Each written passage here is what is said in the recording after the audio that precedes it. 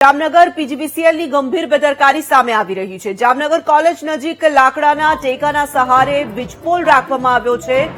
ચોમાસાની ઋતુમાં કોઈ દુર્ઘટના થાય તો આખરે જવાબદાર કોણ? વીજપોલ ટેકાના સહારે ઉભો રખાતા પીજીવીસીએલની કામગીરી પર સવાલ ઉભા થઈ રહ્યા છે।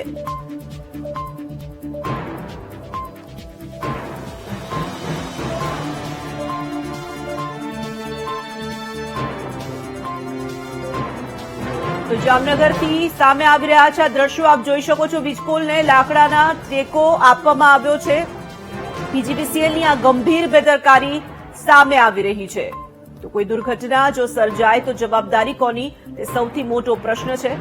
ચોમાસાની ઋતુમાં જે પ્રકારે પીજીવીસીએલ દ્વારા લાપરવાહી કરવામાં આવી રહી છે, જીવના જોખમ આમાં સર્જાય તેવું પણ લાગી રહ્યું છે। પીજીવીસીએલની ભૂલનું પરિણામ આખરે લોકો શા માટે ભોગવે, તે સૌથી મોટો સવાલ ઉપસ્થિત થઈ રહ્યો છે।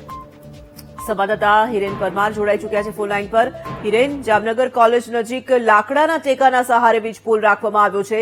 પીજીવીસીએલની ખૂબ જ ગંભીર બેદરકારી, શું જાણકારી? જી તરલ ચોક્કસ જણાવ્યું હતું કે જામનગર પીજીવીસીએલની ત્યાં ઘોર બેદરકારી છે ફરી એકવાર સામે આવી છે। જે પ્રમાણી ટાઉનશીપ છે તેમાં જે વીજ પોલ છે તે નમી જતા તેને ટેકા પર ઉભો રાખવામાં આવ્યો છે। ત્યારે જો આ પોલ ધરાશાયી થાય ને કોઈને ઈજા પહોંચે તો જવાબદાર કોણ, તેવા અનેક પ્રશ્નો ઉઠી રહ્યા છે। જે સ્થાનિકો છે તે ક્યાંક ને ક્યાંક ભયના ઓઠારનું છે હાલ જીવી રહ્યા છે।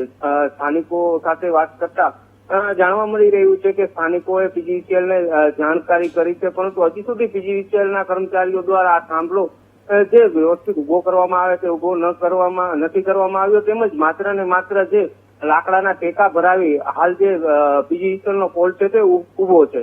જી તોરલ, ધન્યવાદ હિરેન। તો જામનગર પીજીવીસીએલની આ ગંભીર બેદરકારી, જામનગર કોલેજ નજીક લાકડાના ટેકાના સહારે વીજપોલ રાખવામાં આવ્યો છે। ચોમાસાની આ ઋતુ કોઈ દુર્ઘટના સર્જાય તો આખરે જવાબદાર કોણ, તે સૌથી મોટો સવાલ છે।